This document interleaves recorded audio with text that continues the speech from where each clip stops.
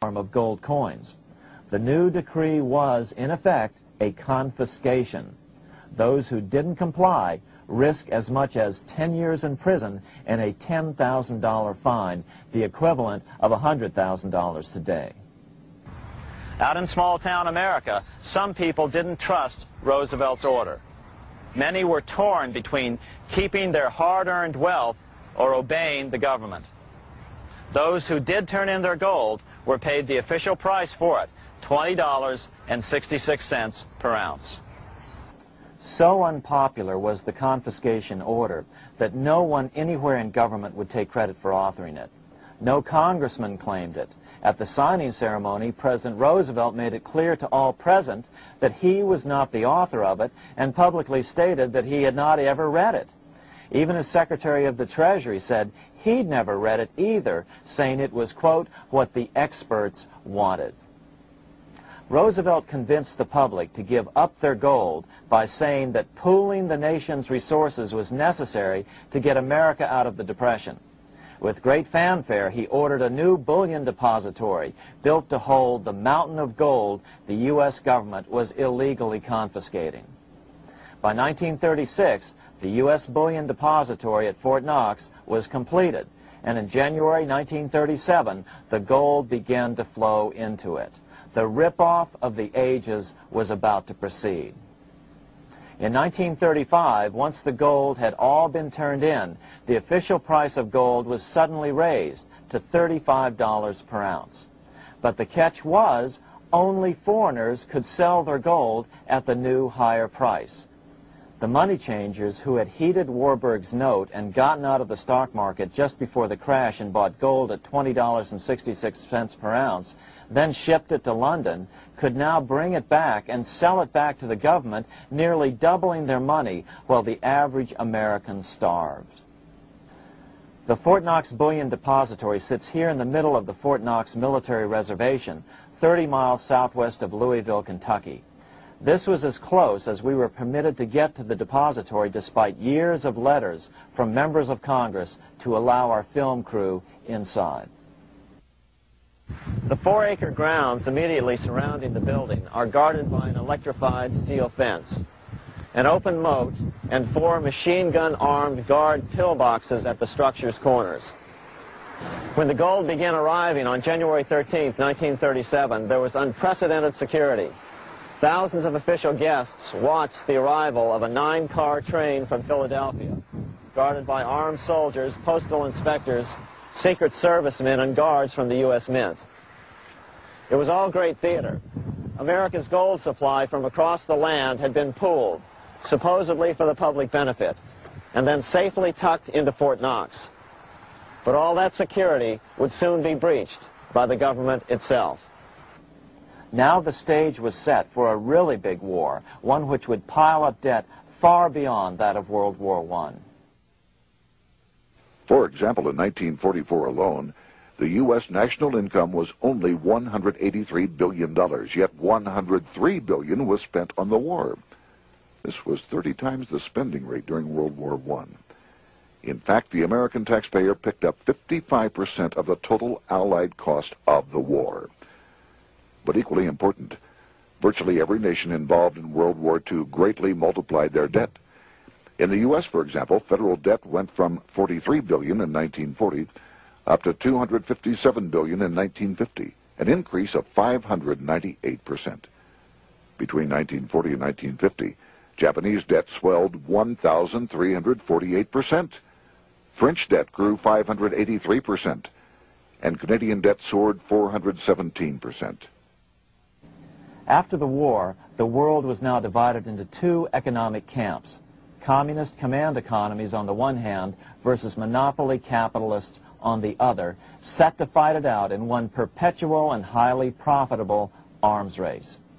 It was finally time for the central bankers to embark in earnest on their 3-step plan to centralize the economic systems of the entire world and finally bring about their global government or New World Order. The phases of this plan were: Step 1, central bank domination of national economies worldwide.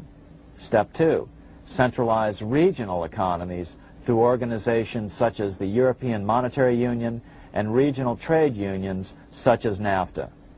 Step 3, centralize the world economy through a world central bank, a world money, and ending national independence through abolition of all tariffs by treaties like GATT. Step 1 was completed long ago. Steps 2 and 3 are far advanced, nearing completion. What about gold? Among central banks, the largest holder of gold is now the IMF. It and central banks now control 2/3 of the world's gold supply, giving them the ability to manipulate the gold market. Remember the money changer's golden rule. He who has the gold makes the rules. But before we get into solutions to our problem, let's take a look at what happened to all that gold in Fort Knox. Because if we don't understand that the gold has been stolen, we'll allow ourselves to be stampeded into the wrong solution, a gold-backed currency. Most Americans still believe that the gold is still here at Fort Knox. At the end of World War II, Fort Knox contained over 700 million ounces of gold, an incredible 70% of all the gold in the world. How much remains? No one knows. Despite the fact that federal law requires an annual physical audit of Fort Knox gold, the Treasury has consistently refused to conduct one. The truth is that a reliable audit of whatever remains here has not been conducted since President Eisenhower ordered one in 1953. Where did America's gold in Fort Knox go? Over the years, it was sold off to European money changers at the $35 per ounce price. Remember, this was during a time when it was illegal for Americans to buy any of their own gold from Fort Knox. In fact, there was a very infamous case where the Firestone family set up a string of dummy corporations to purchase Fort Knox gold and keep it in Switzerland, never hitting U.S. shores. They were eventually caught, however, and successfully prosecuted. Finally, by 1971, all the pure gold had been secretly removed from Fort Knox, drained back to London. Once the gold was gone from Fort Knox, President Nixon closed the gold window by repealing Roosevelt's Gold Reserve Act of 1934, finally making it legal once again for Americans to buy gold. Naturally, gold prices immediately began to soar. 9 years later, gold sold for $880 per ounce, 25 times what the gold in Fort Knox was sold for. One would think that eventually someone in the government would get wind of what was happening and blow the whistle.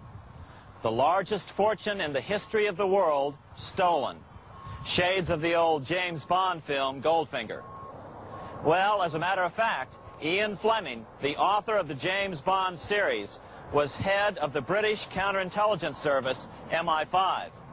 Some believe in the intelligence community that he wrote much of his fiction as a warning, as many authors of fiction do. If the removal of all the good delivery gold from Fort Knox can be viewed as a deliberate raid on the U.S. Treasury, then such an operation might well have been years in the making, namely 40 years. Certainly enough time for Fleming to get wind of it and try to prevent it. So just how did the story of the Fort Knox gold robbery get out? It all started with an article in a New York periodical in 1974. The article charged that the Rockefeller family was manipulating the Federal Reserve to sell off Fort Knox gold at bargain basement prices to anonymous European speculators. 3 days later, the anonymous source of the story, Louise Auchincloss Boyer, mysteriously fell to her death from the window of her 10th floor apartment in New York. How would Mrs. Boyer have known of the Rockefeller connection to the Fort Knox gold heist? She was the longtime secretary of Nelson Rockefeller.